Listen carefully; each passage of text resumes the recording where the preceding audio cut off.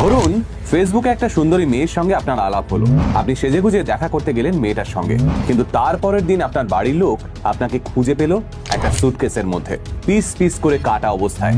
হ্যাঁ, যে মেয়েটা আপনাকে ডেটে ডেকেছিল সেই মেয়েটাই আপনাকে শ্বাসরোধ করে খুন করে তারপর পিস পিস করে কেটে এইভাবে ফেলে দিয়ে গেছে রাস্তায়।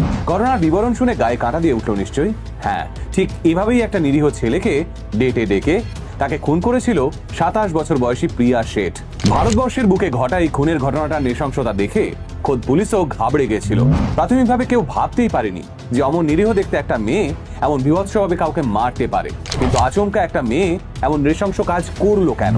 আর কেনই বা নিজের নকল নাম নিয়ে ছেলেটা দেখা করতে গেছিল মেয়েটার সঙ্গে? নমস্কার, আমি সুজয় নীল।